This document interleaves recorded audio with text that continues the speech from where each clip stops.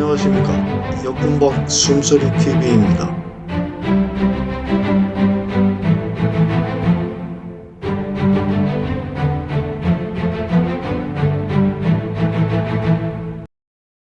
외적이 소지한 초총은 나름의 위력을 발휘하기도 했지만 직사만 가능한 무기이고 또 재장전함에 있어 그동안 적의 화살이 몇 차례나 날아드는 위험한 순간을 견뎌야 하는 단점이 큰 무기이기도 했습니다.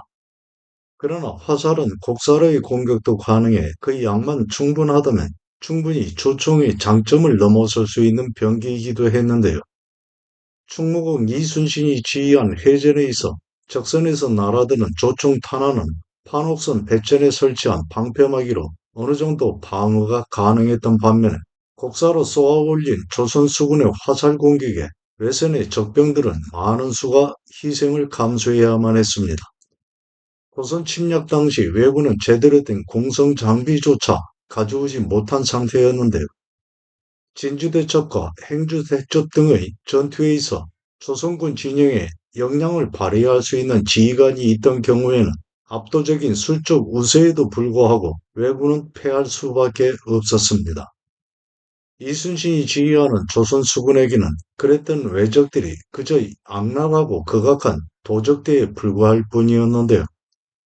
이순신은 이번 2차 출정의 결과를 알리는 장계에서 당항포 해전을 치르며 목을 뺀 외장의 수만도 7명이라고 적고 각각의 전투 때마다 달랐던 왜적들의 행색을 말하기도 했습니다.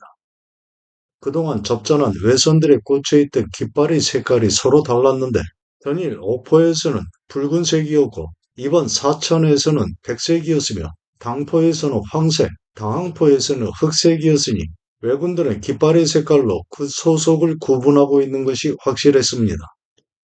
또한 왜군들은 피로써 그 침략 의지를 결의했으니 이들이 우리나라를 배반하고 업신여기는 마음으로 오랫동안 군대의 동원을 준비해온 사실을 더욱 분명하게 알 수 있습니다. 그동안 여러 전투를 통해 실제로 부닥쳐 본 결과 조선을 침략한 왜군들이 급조된 오합지졸이 아니라 피로써 맹세를 다질 만큼 많은 날에 걸쳐 침략을 준비해온 정예군임을 말한 것입니다. 2차 출정 첫날인 5월 29일에 치른 사천해전에서 어깨를 관통하는 부상을 당하고 장수 나대용과 이설 및 여러 군사 또한 부상한 상태에서 일주일 동안 사천해전, 당포해전, 당원포해전에 이르기까지 연이어 혈전을 벌여가고 있는 것인데요. 한여름에 접어드는 무더운 날씨에 갑옷도 벗지 못하고 아물지 않는 상처를 그저 바닷물로 씻어가면서 제대로 치료하지 못한 이순신은 이후로 오랜 시간을 고생해야 했습니다. 이곳 당포에서는 2년여 후가 지나 다시 한번 왜적들과 해전을 치르게 되는데요. 당포에서 왜적을 몰살한 조선 함대는 구름으로 검게 하늘이 덮여 쏟아지는 비로 앞을 분간하기 어려운 상태에서 당포 어기를 벗어나 한바다에 진을 이루고 휴식을 취하다 저녁이 되어 고성지역 마을 우장 한바다로 이동해 밤을 보냅니다. 마을 우장은 당항포가 위치한 당항만 어기에서 멀지 않은 곳으로 추정하지만 그 정확한 위치와 지명이 확인되지 않는 곳인데요. 다음날 1592년 6월 7일 이른 아침 일찍이 함선들을 움직이게 해 웅천지역 바다 가운데로 이동한 이순신은 천성과 가덕도 일대의 적들을 탐지하게 합니다. 가덕도는 다대포와 함께 적 침략 본거지인 부산포를 눈앞에 두고 있는 것으로 이미 이순신은 지역에 제한을 두지 않고 적 본거지를 향해 적세를 파악하고 있는 것입니다. 아침이 지나가는 시간이 되어 적들의 흔적을 찾아 나갔던 탐망선 선장 이전등이 급히 돌아와 보고합니다. 배워온 적의 머리 2급을 지참한 상태였는데요. 가덕도에 이르러 적의 흔적을 쫓아 탐망하던 중에 3명의 왜적이 탄 적선 한 척을 발견하고 도망하는 적을 추격하면서 활을 쏘아 왜적 3인의 목을 모두 베었는데 이름을 알 수 없는 경상 우수사 희약 공간이 작은 배를 타고 와 위력으로 강압하여 그중 한 급을 빼앗아갔습니다. 전런초 왜적의 위세에 겁을 먹고 단 한 번의 제대로 된 전투도 없이 스스로 거의 모든 판옥선 등의 군선과 무기 등을 소멸해버린 경상우수사 온경과 그 희화 장수들이 그 잘못을 조금이라도 만회하기 위한 군공 세우기에 급급해 있던 것인데, 이순신은 군사들의 노고를 위로하며 술과 음식을 내어주고 이내 전방 경계와 척후를 위해 본래의 위치로 돌아갈 것을 명합니다. 경호쯤 되어 영등포 앞바다에 이르렀을 때 율포 쪽에서 나오던 왜군의 대선 5척과 중선 2척이 조선 함대를 발견하고 부산 쪽을 향해 급히 달아나기 시작합니다. 때마침 바람이 역풍이어서 노젓는 힘을 다해 쫓으니 적선들과의 거리는 오리쯤이 되었는데, 마음이 더욱 조급해진 적선들에서는 안의 물건들을 배 밖으로 내던지면서 무게를 줄이기에 안간힘을 다했습니다. 그러나 조선 격군들의 추격 의지가 도망하려는 적들의 노젓는 힘을 압도했고, 조선 수군의 추격이 바짝 뒤를 쫓으니 적선들은 대열을 흩으려 각자 도생의 길을 찾을 수밖에 없었습니다. 조선 수군 또한 적선에 근접한 부대별로 흩어져 도망하는 각기의 적을 마치 사냥하듯이 쫓아가는 형국이 되었는데요. 전투 의지가 이미 박살나버린 적선을 상대로 화포 공격도 필요하지 않았습니다. 먼저 오후 이몽구의 부대가 적의 대선 한 척을 잡아 외선으로 옮겨가 벤 적의 머리가 7급이었고, 육지로 도망하려던 대선 한 척은 불태웠으며, 사도첨사 김한의 부대는 대선 한 척을 포위에 잡아 적의 머리 20급을 팹니다. 녹도만호 정운의 부대는 대선 한 척을 잡아 9급의 적 머리를 베었고, 광양 현감 어영담과 가리포 첨사 구사직은 육지로 도망하는 대선 한 척을 협공하며 쫓아 배를 불태웠으며, 구사직은 적 머리 2급을 팹니다. 이 외에도 여도공간 김인영과 소비포 공간 김영남 등도 적의 머리를 베었는데요. 승선에 있는 적은 없이 바다에 떠있는 중선 한 척은 불살라 침몰시킵니다. 도망하는 왜적을 사냥하듯이 모조리 섬멸한 이순신과 여러 장수 군사들은 모두 통쾌한 마음을 느끼게 되는데요. 그 기세를 이어 조선 함대는 천성과 가덕도를 지나 경상 좌도에 위치한 모른대까지 진출합니다. 모른대는 영도와 오륙도 부산포를 지척에 두고 있는 곳인데요. 임진왜란 발생 2달이 채 안 되는 시점이었습니다. 육지에서는 왜적이 흔적만 느끼고도 기세가 꺾여 주랭랑 넘는 판국이었지만, 남해 바다를 서쪽에서부터 거슬러 외선들을 섬멸해 가고 있는 이순신과 조선 함대에게는 왜적들이 거리끼고 망설여야 하는 대상이 전혀 아니었습니다. 곳간에 숨어든 지를 잡아내듯이 해안 곳곳을 뒤지면서 외선들을 박멸해 가고 있는 것인데요. 이미 130여 척의 외선들이 타고 있던 왜적들과 함께 그 존재가 사라져버린 상태였습니다. 고난을 극복하고 두려움을 물리치면서 고린부문의 경상도 바다의 출전을 결행한 이순신, 그 지휘를 따라 용기를 잃지 않고 각자의 임무를 묵묵히 수행한 여러 장수, 군사들의 행동은 혹독한 추위 속에 뒤덮인 눈을 뚫고 나오는 한 줄기 푸른빛과 같이 고결하고 숭고한 희망이 되어 살아난 것입니다. 모른대로 향하는 조선 함대는 둘로 나뉘어 나타나는 적들이면 협공할 형세를 취하고 각각의 해안을 샅샅이 살피면서 전진했는데요. 어둠이 내려서까지 수색하였지만 적들이 모두 사라져 남아있지 않음을 확인한 조선 함대는 뱃머리를 돌려 거제 온천량의 송진포에 이르러 밤을 보냅니다. 송진포는 칠천도를 마주하고 있어 통제사가 된 온균이 조선 함대를 죽음의 길로 이끌고 들어간 칠천량이 있는 길목에 위치한 곳입니다. 이순신은 전라우수사 이혁기가 합류한 뒤로는 작전을 논의할 대상이 생겨 앞으로의 향방에 대해 자주 이야기를 나누곤 했는데요. 이혁기의 합류 전에는 전라자도 수군의 전력이 거의 전부였기 때문에 그 책임은 오로지 스스로 수행해야 하는 일이었고, 전라우도 수군의 합류 후에는 그곳의 수장인 이혁기와 의논하면서 작전을 협의한 것입니다. 지휘할 군사를 잃은 온규는 책임을 수행할 수 있는 군력조차 없었을 뿐만 아니라 그 지략과 성품 또한 공감대를 형성하면서 깊은 이야기를 나눌 수 있는 상대가 되지 못했을 것입니다. 무엇보다도 거느리고 있던 병선과 군사에 대한 책임을 다하지 못한 원균을 신망할 수 없었을 것인데요. 경상 좌도의 모른 데까지 진출해 적의 형세를 살펴본 이순신은 외적의 본거지인 부산포로 돌진해 공격하고자 하는 마음을 억누르기도 했습니다. 다음 날인 1592년 6월 8일 창원지역 마산포, 안골포, 제포, 웅천 둥지로 적의 흔적을 정탐할 작은 배들을 내보내고 나머지 조선 함대는 창원지역 증도와 남포바다 가운데로 나가 진을 형성하고 형세를 살핍니다.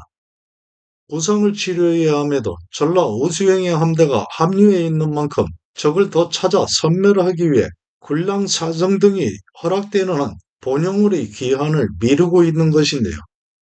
저녁 무렵이 되었을 때 정탐선들이 돌아와 적선이 발견되지 않았음을 보고하니 뱃머리를 돌려 다시 송진포로 가 밤을 보냅니다.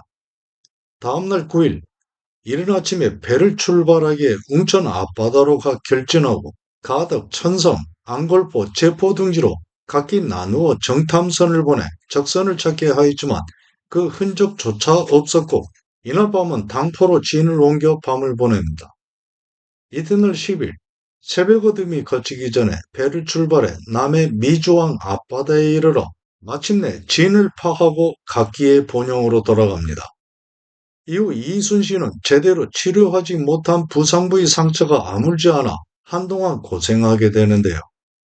임진년 발바로 18일째 되는 날인 1592년 4월 30일 비가 쏟아지는 가운데 새벽에 선조가 사람들 눈을 피해 서울을 비우고 피난길에 나서자 그의 성난 백성들과 폭도들이 궁 안으로 들어와 물건들을 약탈하고 불을 질러 실록과 사초, 승정원 일기 등의 주요 기록물과 노비문서 등이 불에 타 사라지고 경복궁, 창덕궁, 창경궁 등의 궁궐도 모두 타버렸는데 다행히 진한 왕과 왕비의 위패를 보관한 종묘만이 불에 타지 않고 남아 있었지만 이 종묘마저 한성을 점령한 일본군 총대장 평수가의 명령으로 불에 타 제거됩니다. 한나라의 군주인 임금이 도성을 방어함에 노력을 다하지 않고 은밀히 몸을 움직여 피난하는 것에 실망과 분노를 터뜨린 것인데요.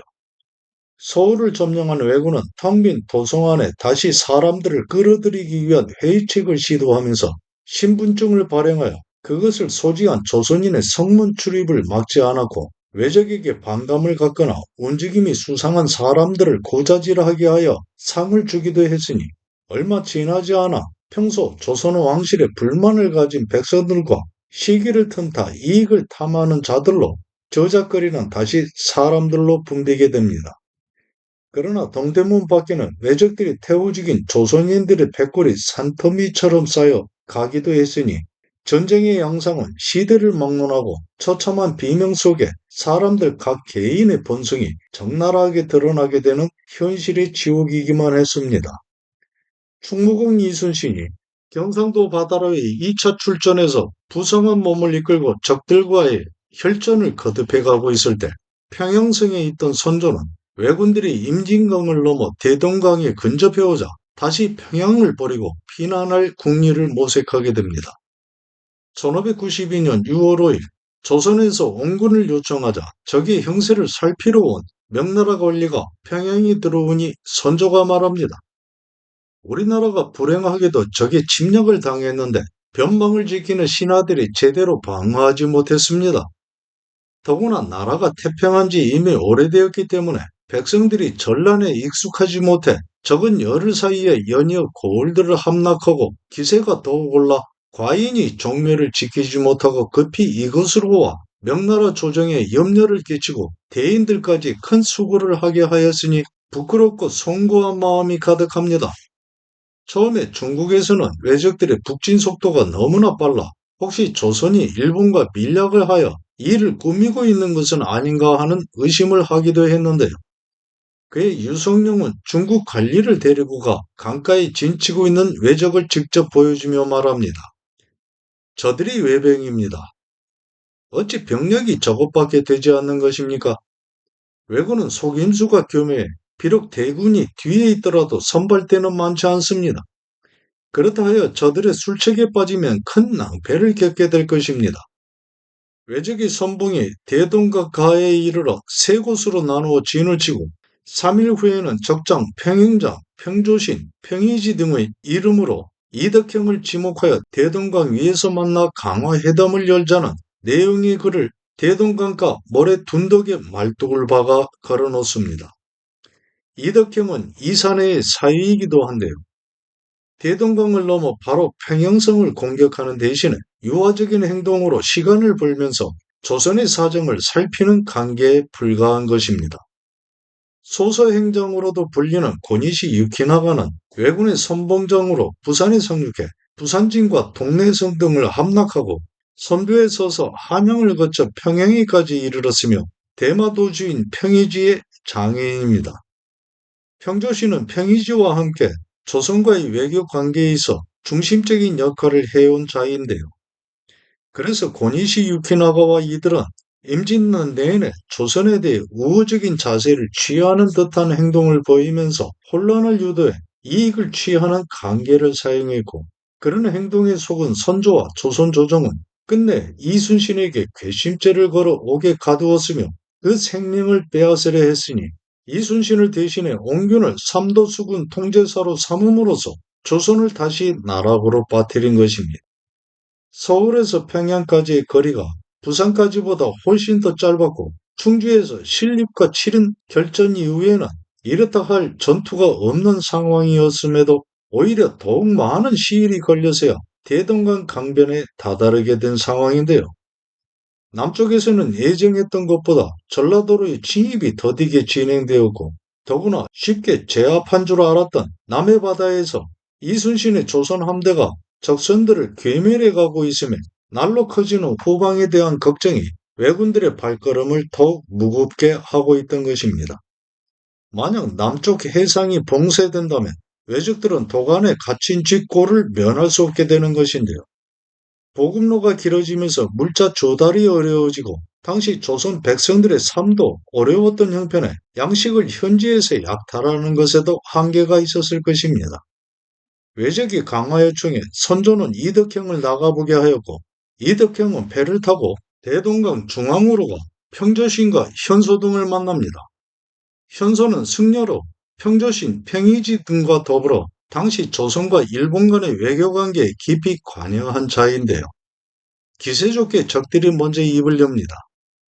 일본은 기국과 서로 전쟁하려는 것이 아니었는데 지난날 동래, 상주, 용인 등지에서 사신을 보내야 알렸지만 기국에서는 그에 답하지 않았고 오히려 싸움으로 응했기에 지금에까지 이르게 된 것입니다. 이제 국왕과 함께 이곳을 피하고 우리에게 요동으로 가는 길을 열어주시오. 기국이 만약 중국을 침범하고자 했다면 어찌 절강으로 향하지 않고 이곳으로 온 것이오? 부산에 상륙해 북진해 오면서 이미 몇 차례 서신을 보내오기는 했지만 제대로 전달되지 않았고 용인에서는 이덕형이 갔으나 적이 먼저 이동한 터였기 때문에 만나지 못했던 것인데요. 절강은 일본과 최단 거리에 있는 중국 동남부에 위치한 상해 밑의 저장성을 가리킵니다. 중국을 침범하든 조공을 위한 것이든 가까운 길을 두고 왜 먼 길을 돌아가려 하느냐는 말인데요. 시간을 확보하고 상대의 허를 찌르려는 관계에 불과한 행동임에도 자력으로 육지에서 왜적을 밀어낼 힘이 없었던 조선은 임진난 내내 끌려다니면서 시간을 허비해야 했고 한산도 대첩과 부산포 공격으로 남의 제해권을 완전히 상실한 왜적은 평양성에서 조명연합군에 패전한 이후로 다시 명나라를 상대로 강화를 조건으로 하는 협상을 유도하여 서로의 군사적 공격이 없는 상태에서 남의 주요 해안과 도서를 거점으로 외성을 축조하면서 노량이 해전을 끝으로 조선에서 완전히 철수할 때까지 몇 해를 넘겨가면서 장기적인 둔거에 들어갔고 작정권을 지배한 명나라 장수의 제지로 왜적들을 공격할 수 없게 된 이순신은 가슴을 치며 눈앞의 현실에 분통을 터뜨려야만 했습니다.